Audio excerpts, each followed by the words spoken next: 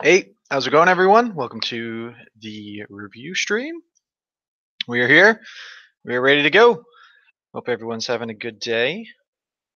As you guys know, today is all about y'all asking me questions and me answering them to the best of my ability.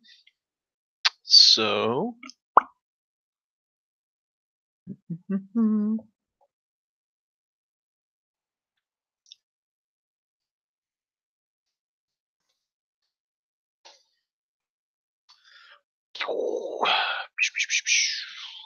so I will say this multiple times in the next 5-10 minutes, but this is up to you guys. You know, whatever questions you guys have, that's what we will be doing. Yep. They don't make sense. The different grouping strategies. Oh, are you talking about sensation and perception? Sure. Yeah, I can cover that. Okay, let me pull that bad boy up so that we have that, so that you guys can look at that. Yeah, don't overthink it. It's really just ways in which our brain kind of pulls information together, ways that it makes sense of the world around us. It's the little shortcuts it takes in order to better understand our world. Um, Let me pull up the correct lecture slides.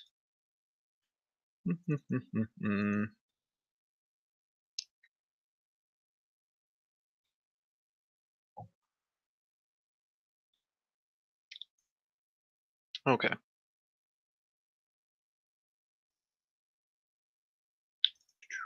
Okay. So, guys, I mean, it really isn't fancy in any way. Like, you just have these different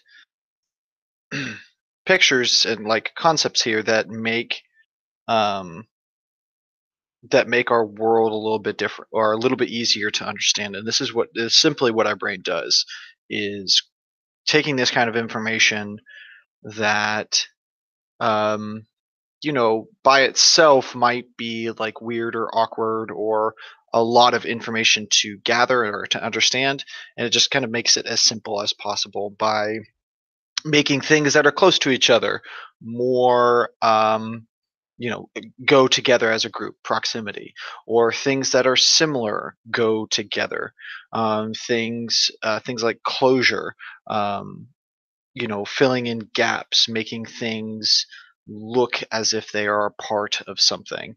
That's all that's really going on there. So does that make sense, Mahira? Is that okay? Do you need more? It's really um, do you need more of an explanation? I know I kind of just um,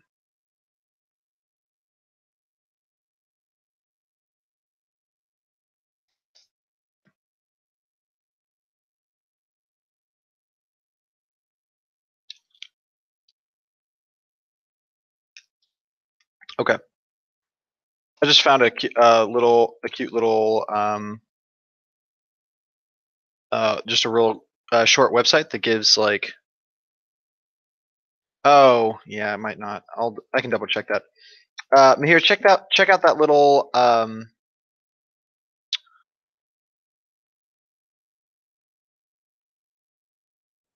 continuity and similarity. Yeah, continuity is like we're talking about lines and stuff, and similarity is talking about similar objects. So look at take a second, and this gives like some real, like, it talks real quickly about figure and ground at the bottom. It talks about here.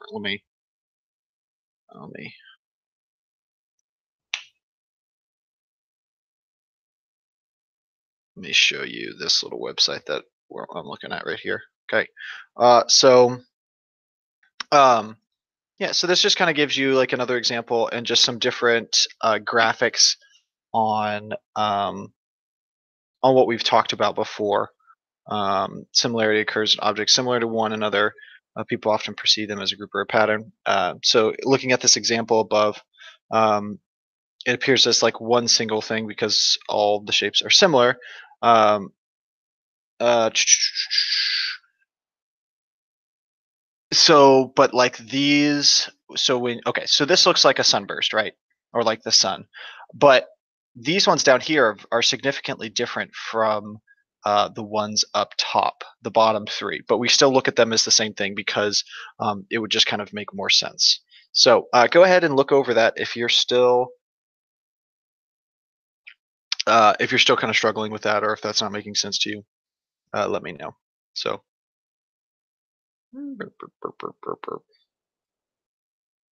Okay, cool.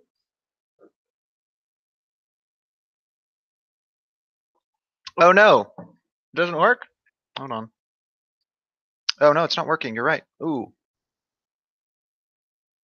why is that not working?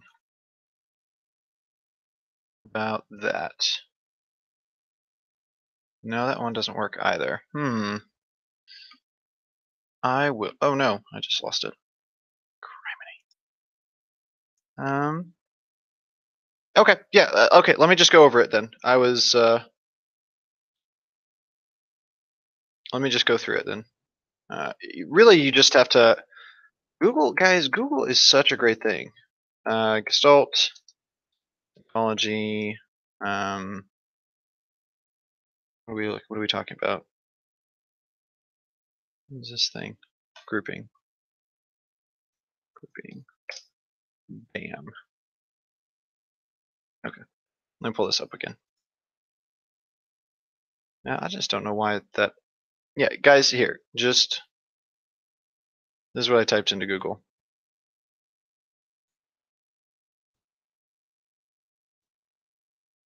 You.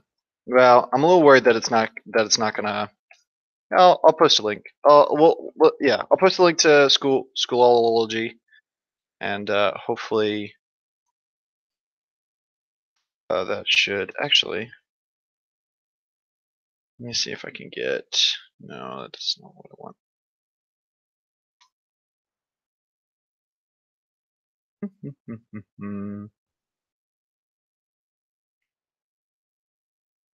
Okay, give me 2 seconds, guys. I'm just adding this link to Schoology. Alt grouping, and I'll some other time I'm just gonna put I'm not even gonna put it in the folder. It's just gonna be out for you guys to look at. So let's see if that works. Come on. Yep, that works. Okay. Gestalt grouping works. Cool. Okay. Sweet. All right, let's go back.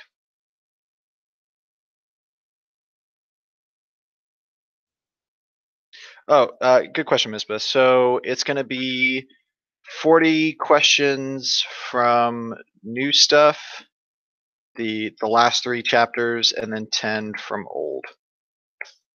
And then the 40 questions is spread out evenly between sensation, perception, states of consciousness, and biology of behavior. So, yes, new background. This is a different area of my house. You can see these are all my board games and books and stuff like that. So, woohoo.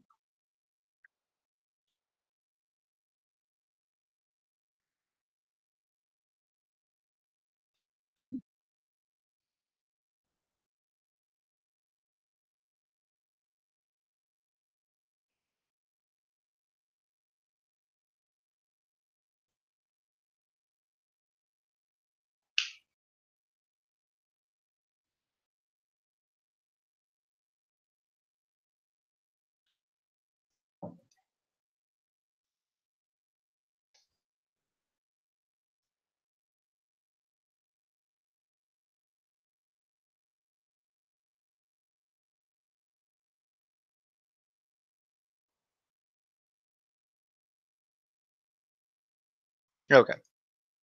Sorry, I was having to mess with something. Okay. Let's keep going. Boop, boop, boop, boop, boop, boop.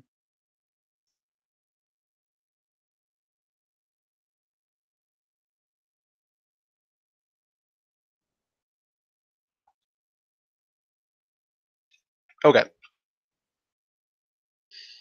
Okay. So, oh, geez. Okay. Good question. Okay. Um, okay. Sorry. All right, Lori. Good question. Okay. Neurotransmitters, noradrenaline, and adrenaline. No, there's not a big difference. They're basically the same. They just like happen in different parts of the body. For our purposes, you don't need to know like like don't worry about it. It's not an issue. Yeah. So, good question, Lori. Yep. Okay, Maggie. What do we need to know about the neurotransmitters' function and structure? Or, okay, so you need to know not like their structure. I will never like put a picture up of what they are, but yeah, just their basic function. What do they do basically? So, yep, yep.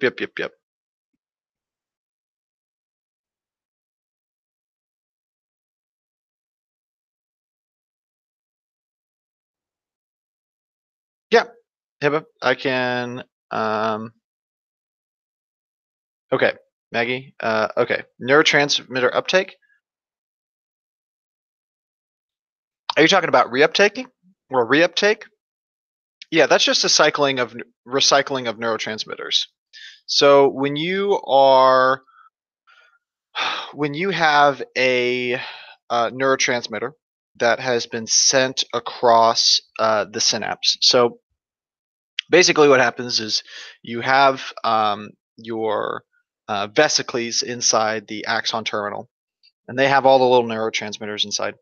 So what ends up happening is when the message is being sent across, it you have your axon terminal, you have your dendrite over here, and you have that space in between known as the synapse.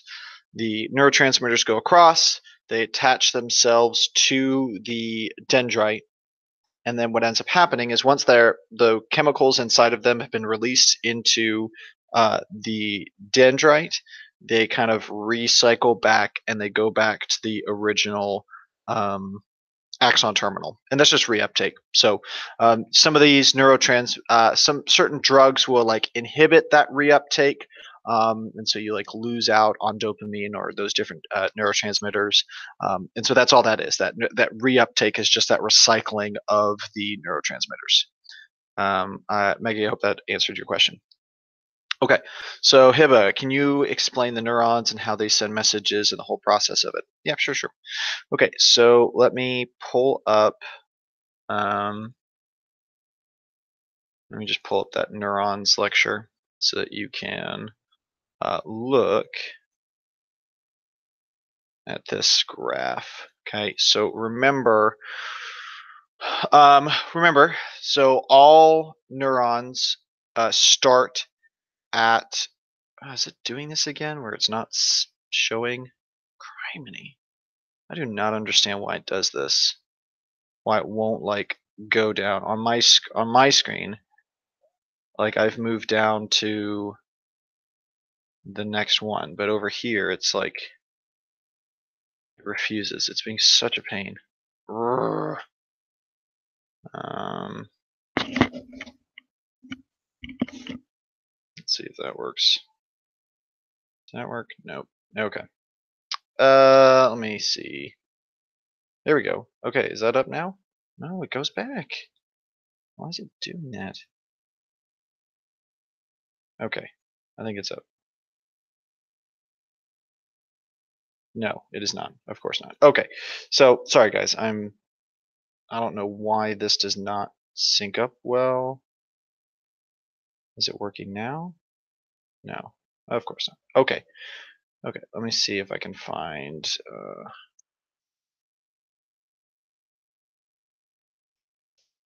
if I can just find. Okay, perfect.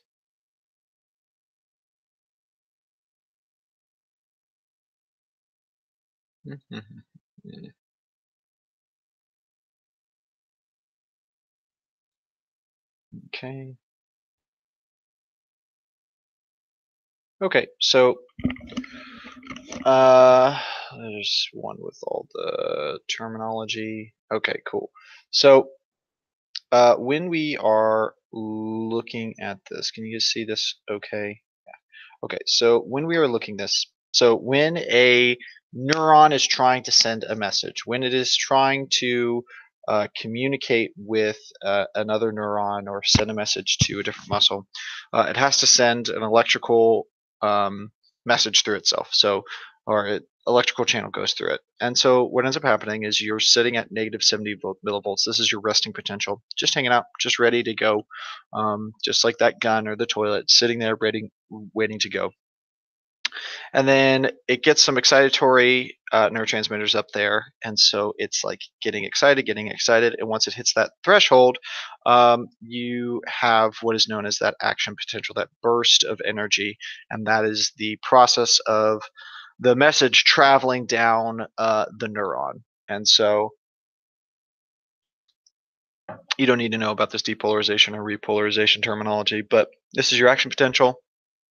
And then once that action potential is done, once that message has been sent through, you're going to have this refractory period afterwards where a message cannot be sent.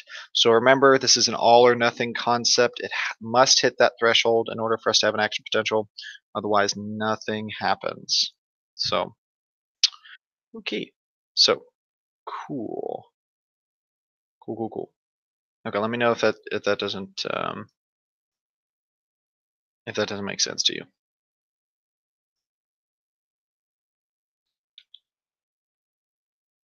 Hmm. Good question, Janelle. No, you only need to know. Um, you don't need to know the dependence. Um, no, you just need to know the drug categories and their symptoms, Janelle. Just the drug categories and the system and their symptoms. New stuff is sensation, perception, states of consciousness, and biology of behavior. That's cool, Sam. Are they?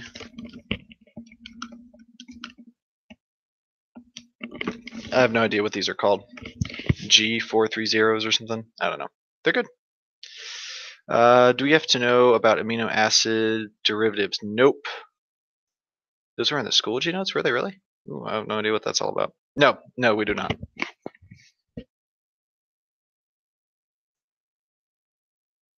Yeah, and I just explained that whole neural communication and reuptake. Can you just like give me a thumbs up at the bottom so I know that? Can you give me a thumbs up at the bottom to let me know that I cover that? Chiedu, what is the EEG pattern of theta waves? You'll see in stage 2. Specifically sleep spindles. You'll see sleep spindles, which are big bursts of theta activity. Amir, how are we supposed to differentiate between different neurotransmitters? Some of them seem kind of similar. Yep, adrenaline and noradrenaline are the same, are basically the same thing. Yep, it's the nature of the beast, Amir. A lot of them do similar things. Just you got to find ways to remember the differences. Like there's no like I don't have a magical wand to kind of wave at that. It's just the way it is. You just have to know them. So sorry.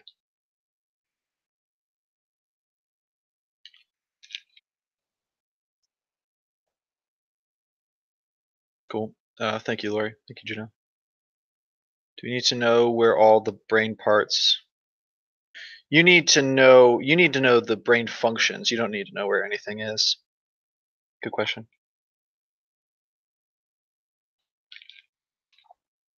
So yeah, good differentiation, Lori. So people who have depression um, have a lack of serotonin. That's like so like it's a really good distinction between like happiness and that pleasure and addiction. Like dopamine is pleasure, like you feel good after a workout or something like that. But serotonin, like a lack of serotonin, that's it's a major sign of depression. So good, good, good. Do we need to know Be able to know and fill in the structure of the ear and the eye. No, I've already done. That's what the quizzes are for.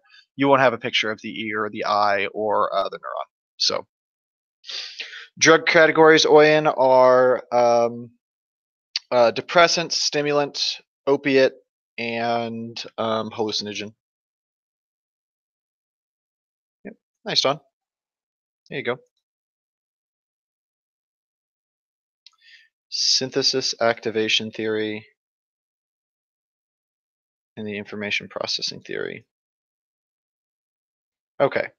So, okay, good question, Amir.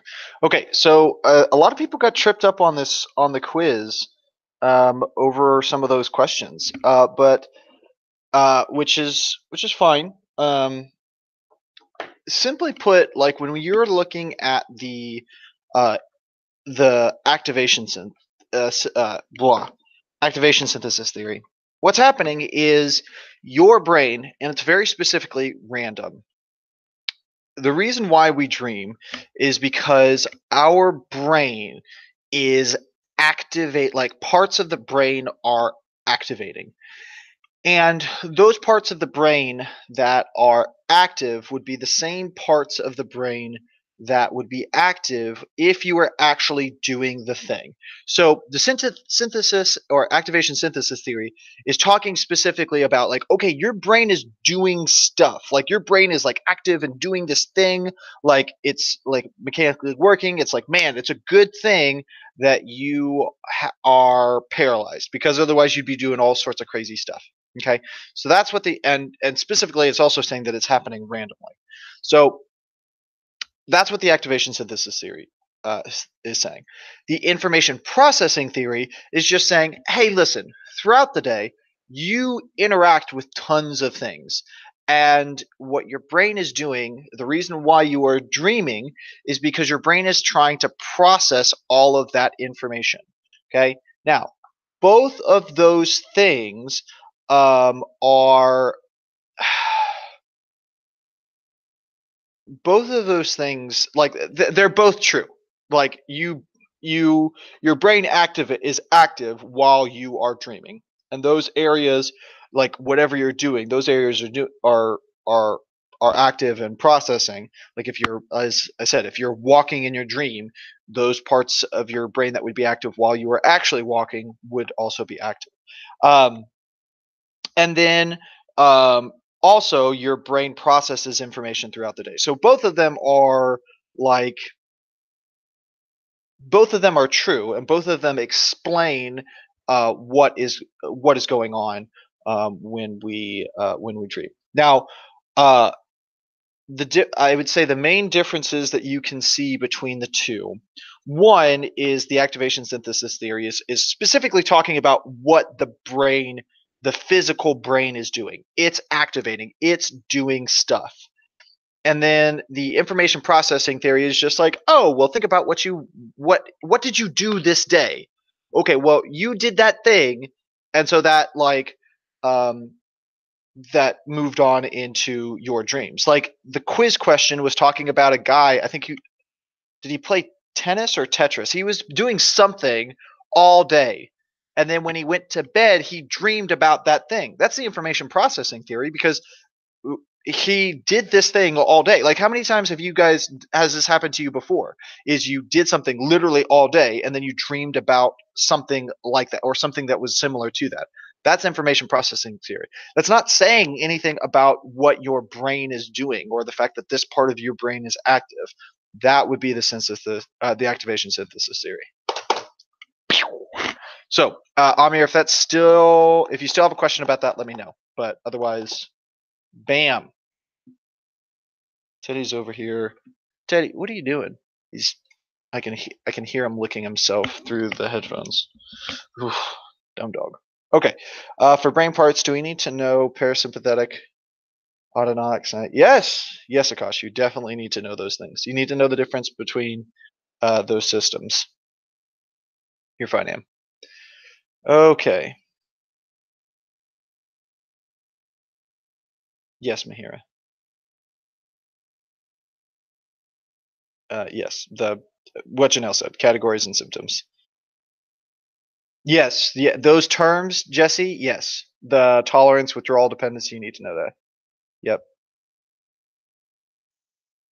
yep,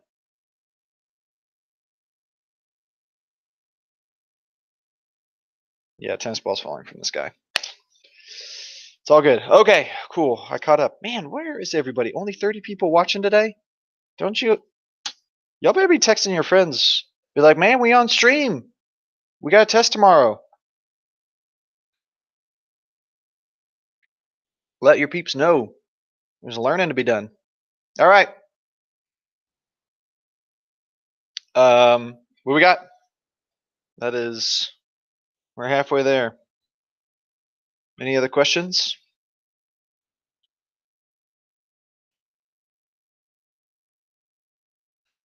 Mm-hmm.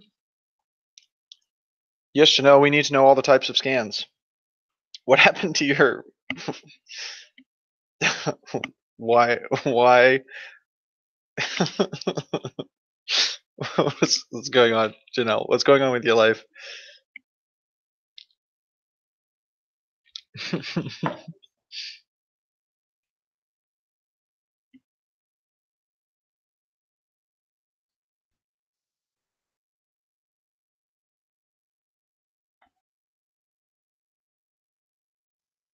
Yeah. Okay.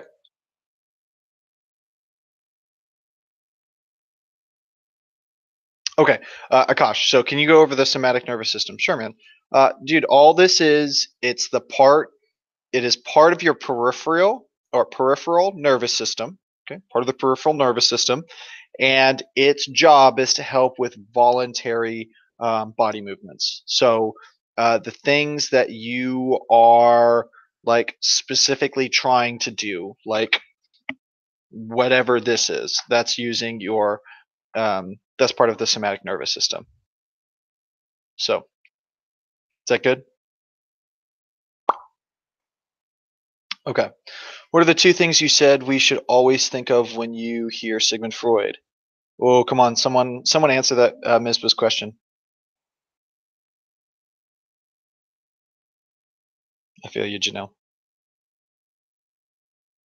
Someone answer. Yeah, n- no, not wish fulfillment theory.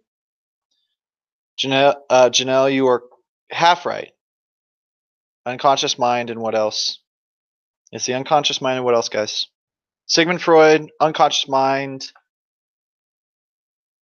and one more. I will. I will explain those things. But someone needs to tell me what that psychoanalytical. Thank you, Janelle. Yes, not repression. No, Sigmund Freud is the founder of the psychoanalytical school of psychology, and the psychoanalytical school of psychology is all about the unconscious mind. Know those three things together. Need to know.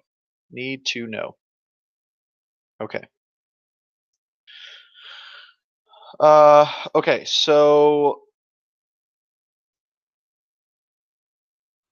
all right. Can you go over the question?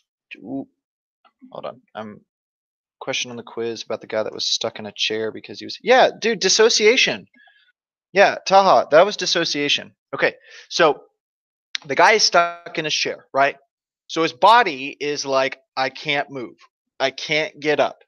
But in his head, he's just like, I definitely should be able to get up. Nothing is holding me down. Like, what is going on?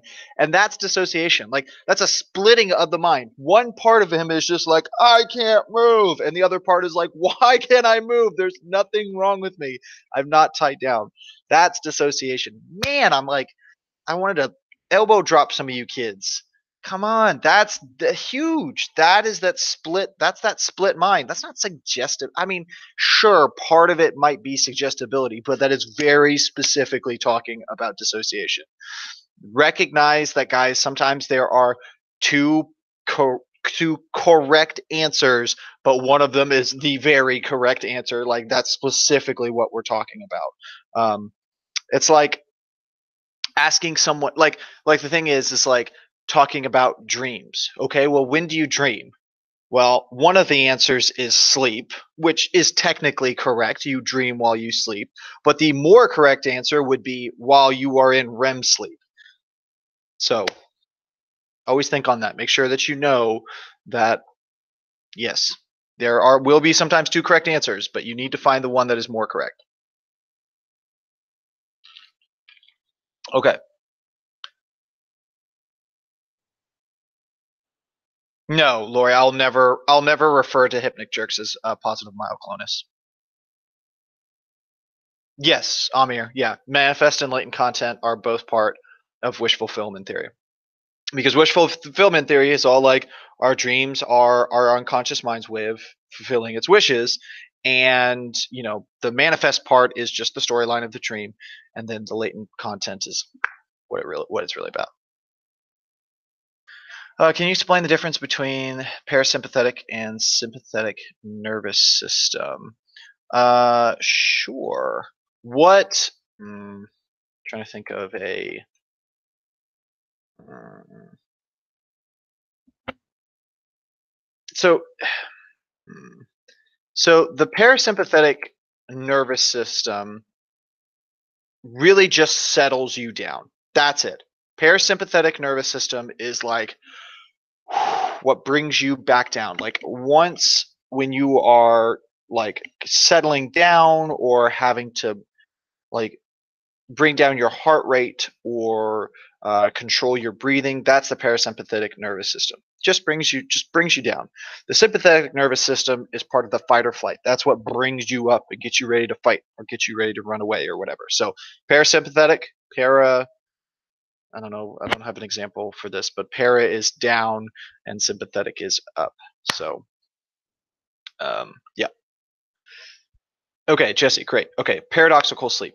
Okay, so look at the word paradoxical. The word paradoxical is just talking about this idea that it's one thing is two things at the same time, and they go against each other. They're opposites, and so the reason why it's called the paradoxical sleep is because a person is paralyzed. They cannot move. Like their body is super rigid. But, and this is during REM sleep, obviously. We're talking about REM sleep here. So the person is paralyzed, but their brain is super active. Excuse me, if you're looking at a person that is, if you're looking at an EEG and it's measuring their brain waves, you're going to see a person that is uh, emitting beta waves. Like their brain is active. Like right now, I'm showing you beta wave. Like I'd be showing beta waves. A person that's dreaming has those same things. So it's paradoxical, where the person's paralyzed, but their brain is super super active. Good question. Uh, no, you're not going to fail. You're going to do great. You're going to do great. Okay. Can you explain perceptual adaptation? Yeah, yeah. So perceptual adaptation is just saying that um, given like a period of time, and I kicking myself because we just don't have time to like talk about perceptual adaptation. But do I have a video? There's a video of a guy. Okay, so basically there's this video of this guy that wore these inverted goggles. So you put the goggles on and it flips the world upside down. So the sky is now down at his feet and the earth, the land is up high. And so everything's flipped around backwards. And if after the I promise you after the AP exam we're going to have some time to mess around with those. I have some inverted goggles and stuff. And so what ends up happening is the guy wears it for like 2 weeks. And so the question is could your body like adjust to this thing? And the answer is 100% yes. Like your your brain has an incredible ability of helping you get to normal life even when things are kind of crazy. Um, if one of your eyes, got damaged or hurt, like your brain helps you kind of like work its way through it.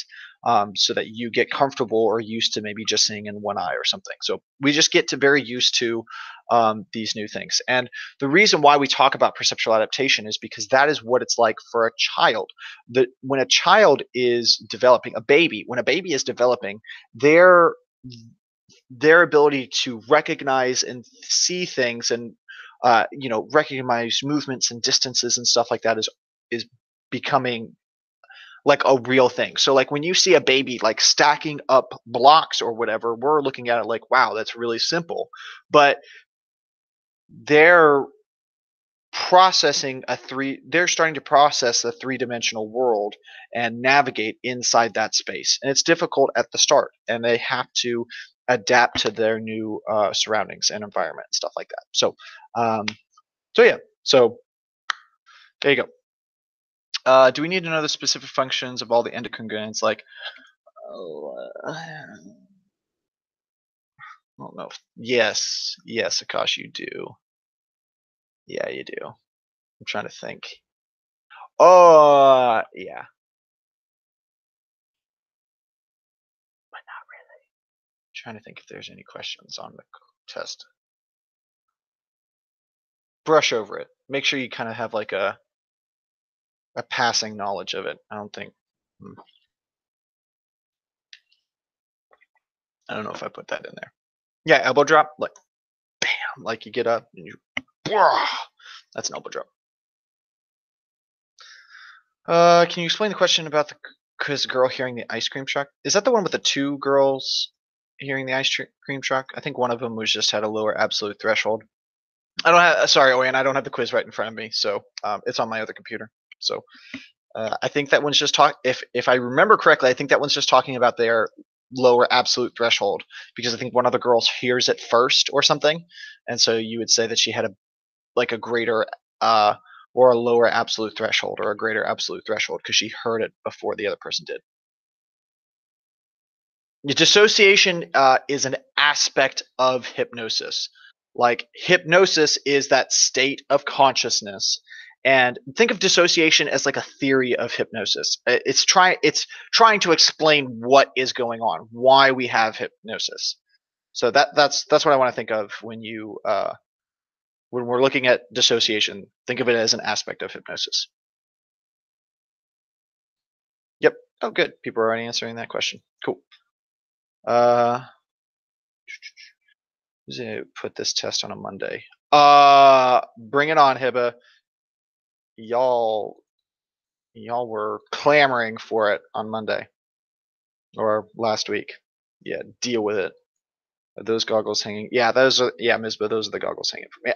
I'm so sorry, guys. I try to answer all of your questions like in order. So sometimes you say something and I get to it about 15 minutes later. So sorry about that.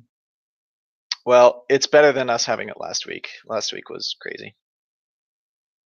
A neural impulse? Yeah, a neural impulse is just because think of it as it's an electrical signal. So that's just a signal traveling down the neuron. There's just like a pop, like a little pop. That's that action potential.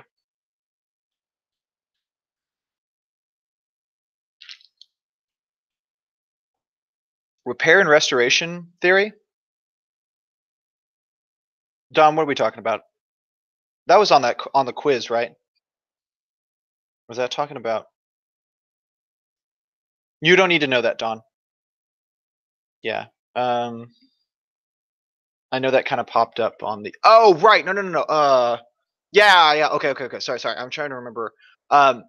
So that question was specifically from an old AP exam, and so I always plug in as many of those as I possibly can. And we briefly talked about it. I know I mentioned it in every single class, but REM sleep is there to, and it's like a specific theory, but I don't like call it a specific theory because it doesn't because it's not a theory. It's like, well, it's weird to call it a theory because that's just like what it does or whatever. And so like during REM sleep, your brain rebuilds itself, gets itself sorted out. during stage 1, stage 2, stage 3, stage 4, specifically stage 3 and stage 4, your body gets its rest. And so that's what it's talking about, is that um, the repair and restoration theory is simply talking about this idea that, like, when you go to sleep, your body restores itself. So yeah. Okay. Is drugs going to be on the test? Yep. You are a little bit behind, Daniel. You'll probably take your quiz on Monday. That'll be what I want you to do, Daniel. You are, yeah. Yes. Thank you, Misma.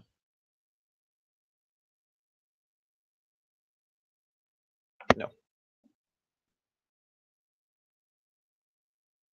No, you don't need to know the physical properties of waste.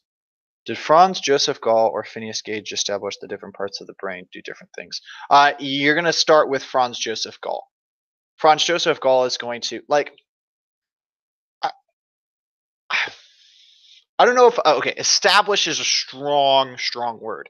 I would just say that like those are kind of like, think of it like the domino effect. Like those were pieces in the domino effect that laid the foundation or got the program started of, like, hey, this is like a thing.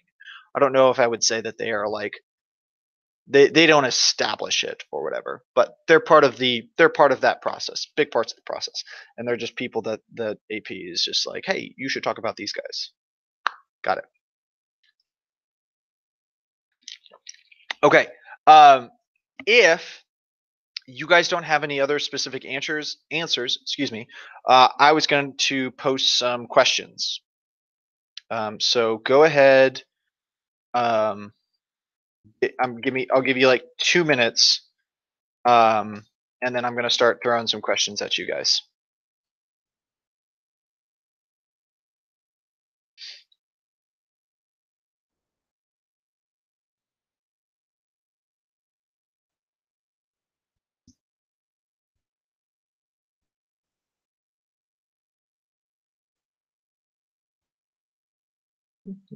Mhm. Yeah, sure, Misbah. Um,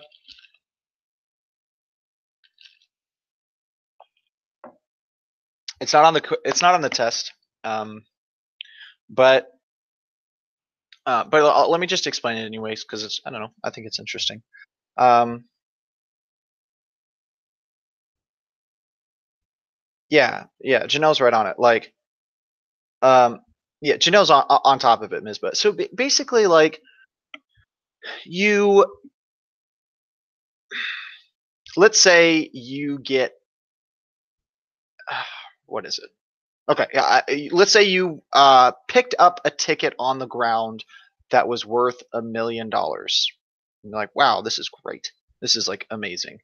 And you're like thinking back, you're like, man, right before I did this, I helped an old lady cross the road. Okay. So then the next time you help an old lady cross the road, you win another $1 million ticket or whatever. Really bad example. But basically, all that's happening is you are now associating something that correlates to what has happened before. It's almost like um, classical conditioning, where you have this neutral stimulus that doesn't mean anything. Like a black cat walking past you is bad luck. What is that? What does that even mean? Like walking under a ladder or breaking a mirror. All of these things are considered like bad luck because what's happened is someone has broken a mirror. Like they accidentally break a mirror, and then 2 minutes later they trip and fall down the stairs and break a leg or something like that. And that happens multiple times, and you hear all these different stories of people like, man, I broke a mirror once and then I got punched in the face or whatever. And so people are just like, what? Like, oh my gosh. And so these superstitious beliefs start to build, or these ideas start to build. Like, you'll see it so much. I love like talking to baseball players about this, because this is like baseball and softball players, because this is like their thing. Like, they wear certain like, I had a student that wouldn't wash his pants um like for an entire season because he did really well this one time. And so he's just like, well, it must be the pants or something like that. So yeah. So cool. Okay. Okay, someone are people are answering these questions? Yes, they are. Okay, in which stages of sleep are alpha waves prominent? Yes. Yes. You might. Yes, Janelle. Yeah, that would be an example. Well, don't fall down the stairs. It's not good for you. No. Yes, Mahir. He did tons of other things. That's what he's known for. So that's his deal. That is why he is remembered. So good question.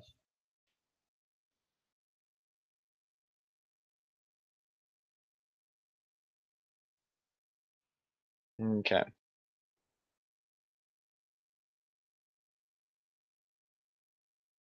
All right. So do some questions. No, no, no, no. I won't. Well, you need to know what they are and like what they do, Hiba. But I'm not gonna put it up. Okay. Yeah. Good question. Okay. So Mike Zaniga, Sigmund Freud. There's not a lot. There's really not a lot in this section. I'm trying to think if there's any. Okay. Biology of brain. I think that's it. Yeah. For biology of the brain, you just need to know about Mike Zaniga. For sensation and perception, you don't need to know anyone. And then for states of consciousness, you just need to know Sigmund Freud. Yeah, that's it. Yeah. This is not one of those sections that has a bunch of them. So, yes, you might be. Okay. So, here we go. All right. So, question.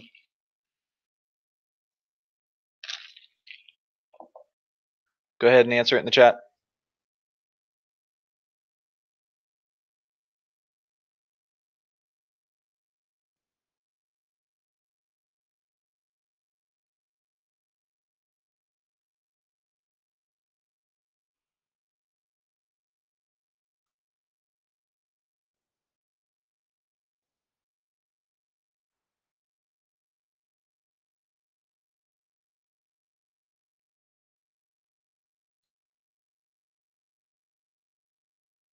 Yep.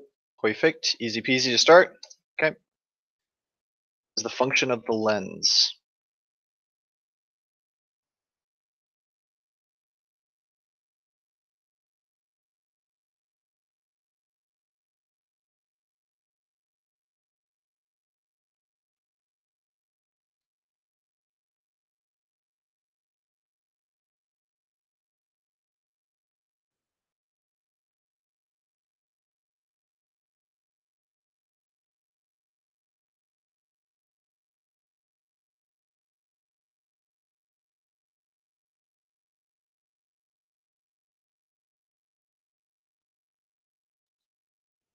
Yep.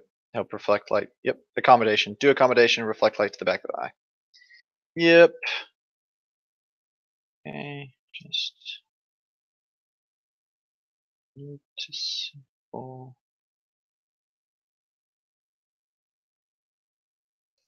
Okay, next one.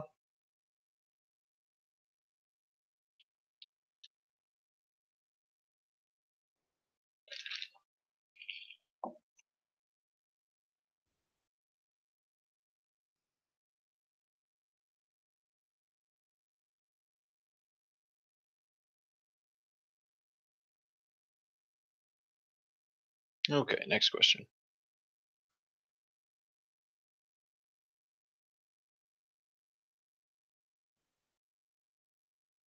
Hmm. Yeah, but that's in the question. Just noticeable difference in the difference threshold or the same thing. Yeah, Weber's law. Yep. Weber's law is what we're talking about. The idea that the amount of a change in a stimulus necessary to produce a just noticeable difference or the difference threshold is a constant proportion of the stimulus intensity is called what? The constant proportion, that specific percentage difference. So the reason why I put this up, this is Weber's law. So the reason why I put this question up is um, when you get, I wouldn't put this up on my test. When you get this up on the AP exam, someone might ask you a question like this. They use a different, like, the verbiage that I use may not be the same verbiage that someone else does, but you have to be ready to kind of like work through and process this out. Just noticeable difference and the difference threshold are the same thing. So it won't be that. And so when they're talking about that constant, yeah, that's what we're looking for, Weber's law. So it's okay. Like I said, I won't answer, I won't ask you a question like that. But yeah. Okay. So here we go. Next question. Oh no. Okay. Just accidentally deleted. Okay. All right. Next question.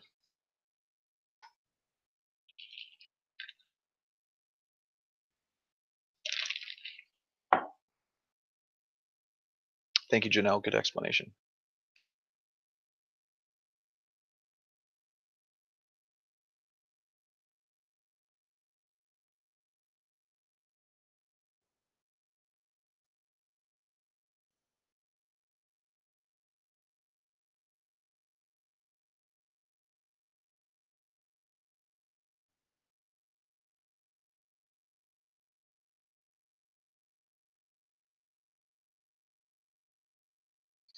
Yep. Difference threshold. Perfect.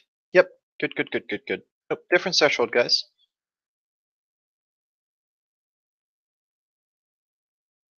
Yep. Difference threshold is what we're looking for. Okay. Damage to the cerebellum. Give me an example of. Give me an example of what damage to the cerebellum would look like. Just real quick. Mhm. Nice, Amir. Perfect.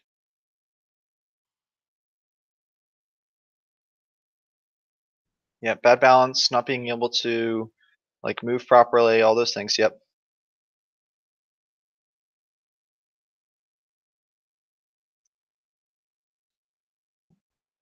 Yep. Lack of coordination, not being able to move properly. Good. All right, next one.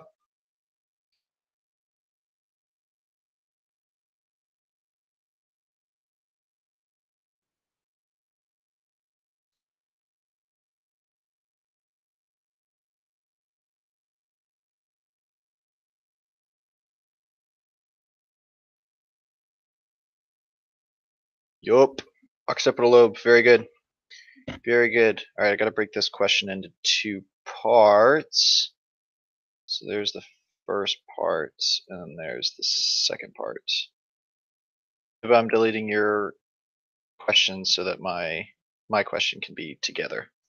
So nothing you did wrong. Is vestibular sense connected to our cerebellum? Um, yes, they work together. Just think of them as working together. Working together. Yes, the amygdala. Good, guys.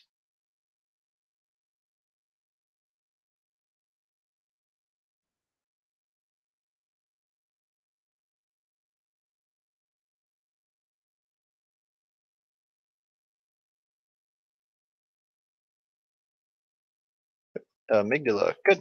All right, here we go. Next question.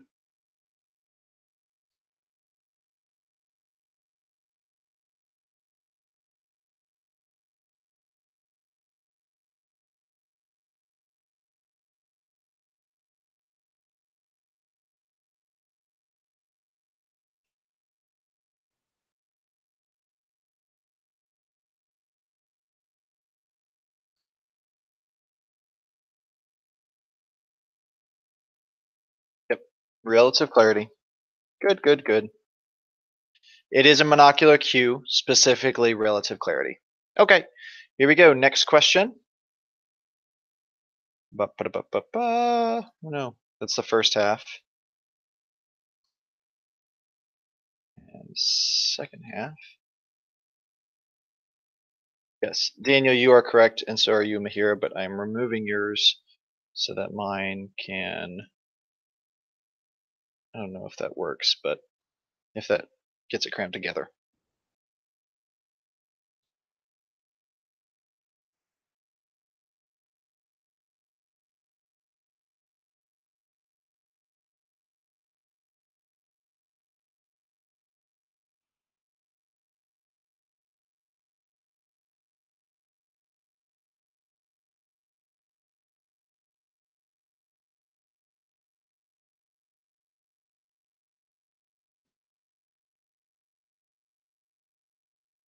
Figuring ground. Good. Okay. Good, good, good, good. All right, next question.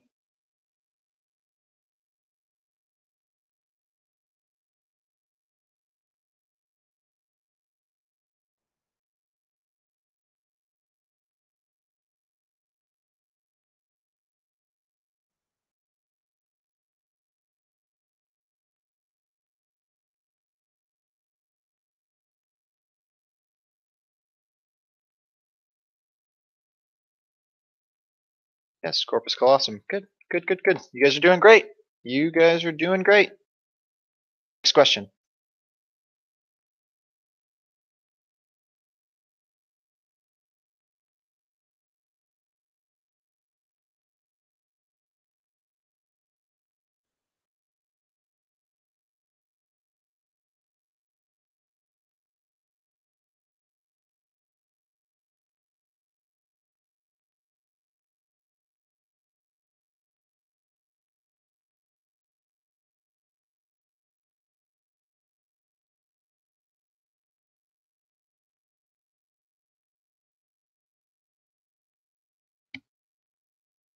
So guys, group group together objects that are the same size, shape, color, and form. This is similarity.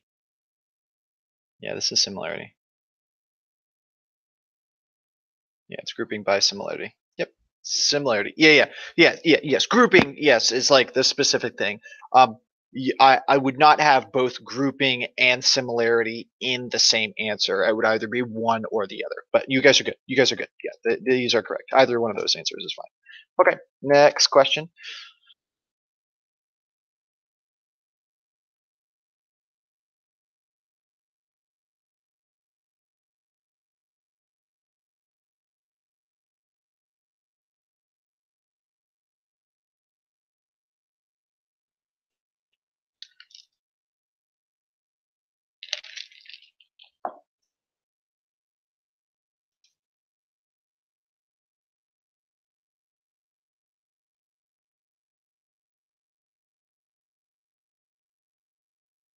MRI. Magnetic fields, MRI.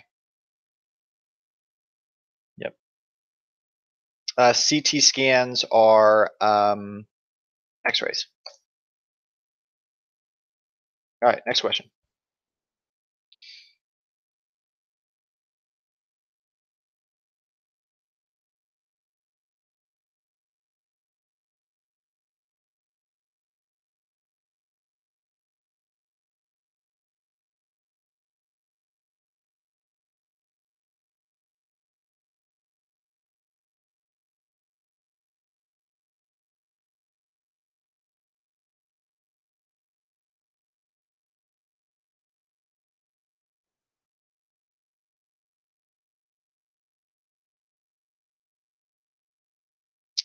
Vital life functions.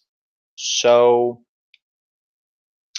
yes, very specifically, we would say the medulla.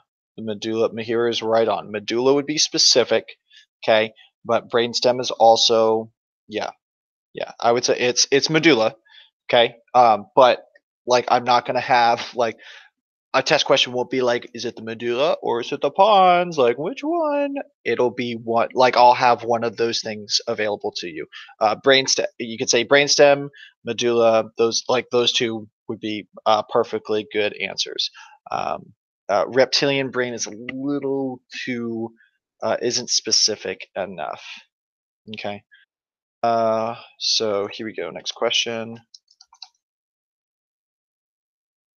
List functions of the cones.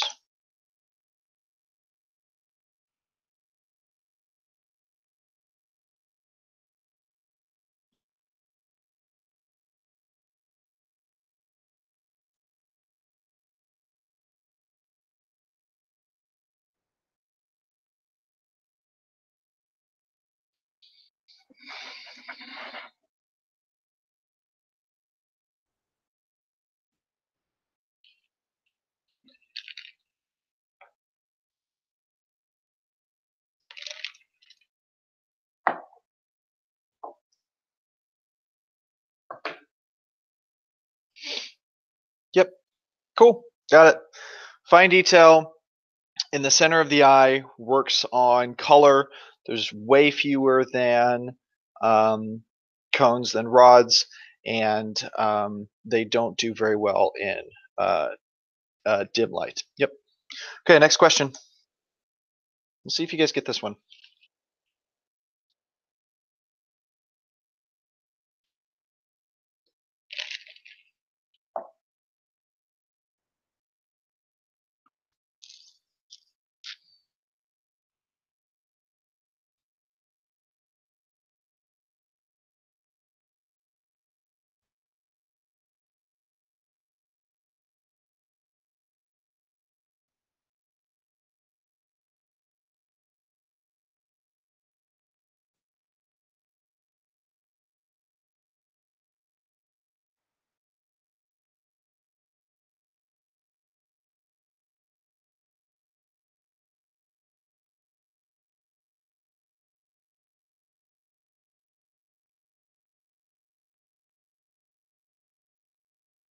Yes, perceptual constancy.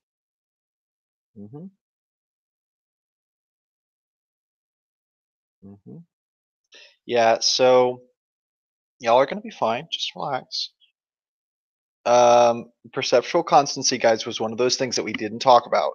Okay, so I don't have an orange. So all perceptual constancy is saying is that for certain objects, for certain things, we, even though our situation changes, even though the light changes, even though the angle at which we see things changes, we are so used to seeing that object that even in those different situations, we see it as the same. So, an example would be like an orange. If I held, I'm sorry, I don't have an orange with me. If I had an orange and I was holding it here, we are so used to seeing oranges, like that bright orange color, that even though it's kind of dim in this house, and the lighting isn't great, you would still see that orange as like bright and vibrant and that same orange color, even though it's really technically not giving off enough light.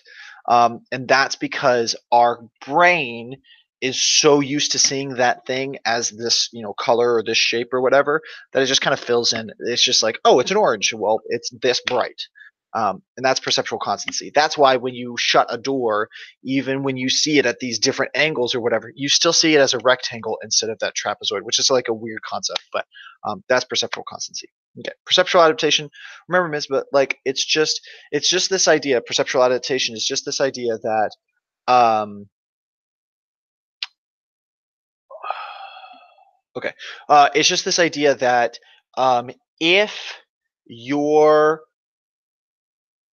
ability to see changed, if something happened to your vision, your brain would adapt. You would learn how to live. Like my dog Charlie, not my dog, my parents' dog Charlie, is mostly blind. He's like 75, 80% blind, but he still gets around the house just fine. And that is because, like, his brain has figured out how to cope with this little vision. Like if you covered me, if I lost 85% of my vision right now, I would be bumping into things and running over and tripping and being like a total buffoon. But give me time, spend time doing this thing for a while, and I'll get used to it, and I'll learn how to cope and to live with such little vision. That's perceptual constancy. Make sense? Okay. Difference between threshold and action potential. And when your neuron wants to send a message, when it is ready to send a message, it's chilling, sitting at that resting potential. And so what's going to happen is it's going to get excited, it's going to get excited, it's going to get excited. And once it hits that threshold, then you can have your action potential. Your threshold is like flushing the toilet. When it gets to that point, when it hits that threshold, then an action potential is sent. Then you get to go. but you can't have an action potential. You can't send a message unless you flush the toilet or you pull the trigger back, unless you hit that threshold. All right. So there you go, kiddos. Any last words? Any last questions? You guys are going to do great tomorrow. Just fine. Just fine.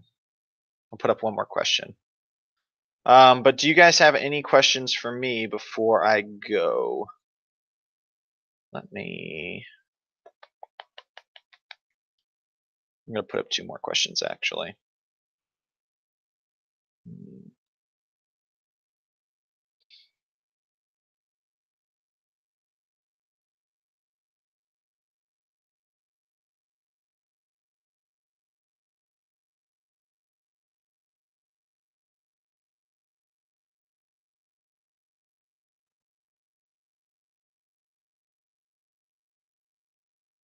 Okay.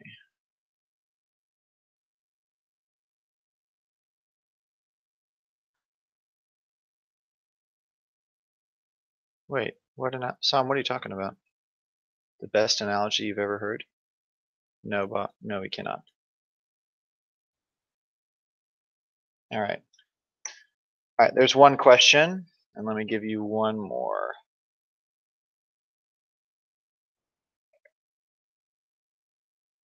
Um,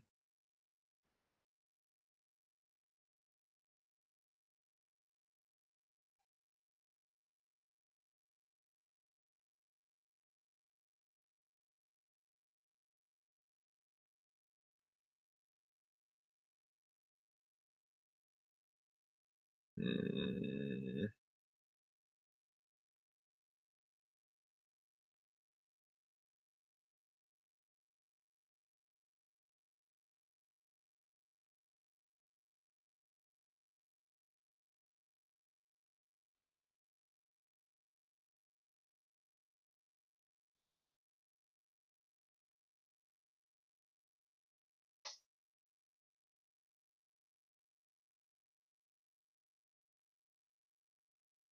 yes, this is a question from the last one. No, relax. However, she still plays with her grandmother's short-haired tabby. Her response demonstrates what? No, not wait, what? Okay, good. All right, see, this was a question from the last unit. Okay, go back to this one. Go back to here. I'm going to post it. I'm going to post this question again. No dying. No, no rest in peace. Rest in pieces.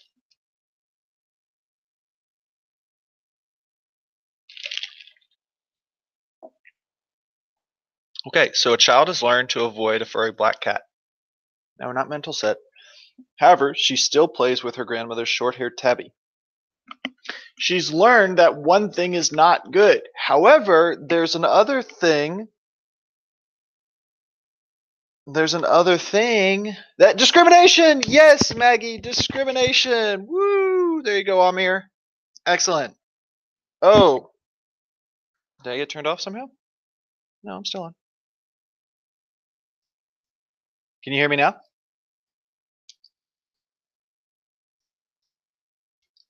There's only 10 questions. You'll be fine. Not general. No, very specifically, not generalization. If the kid was scared, if the kid was scared of the cat, even though it was a different color or whatever, it would be generalization.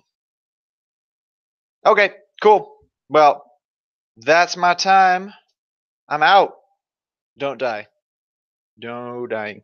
Not on my stream, and not before tomorrow's test because you need to take it. So, all right, kiddos. I hope this was helpful. If you guys have any other questions, you can ask me tomorrow morning. I'll be there early.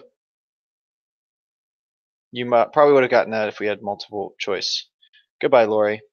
No, Jesus can't help you, or he can't take the wheel or take this test for you. You're on your own. Demonetized. I don't know what that means. This feels like a breakup. What, me leaving? You can't leave us now. Visma, I have things to do. Like, go to bed. It's late. 9 o'clock. Oof. 9 o'clock. That's past my bedtime. All right. You guys are going to do great.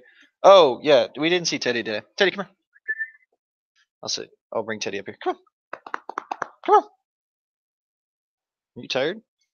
We've had an active day today. Come here. Come on. Ugh. Okay. Hello. You guys see? Hello, Teddy. He's tired. We run around a bunch today. Went bike riding and played fetch, all those things. He's had a good day. Good dog. Yep. All right.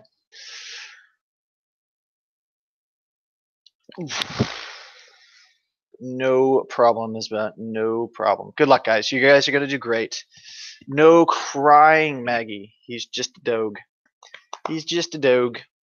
All right. Well, thanks again, guys, for joining us today, and good luck on your test tomorrow. Make sure you get some sleep tonight. Go to bed here in the next hour or two. Next hour, if you can help it, 10:30 at the latest. So, otherwise, you'll have a great night, and we'll see you tomorrow. Good luck, guys.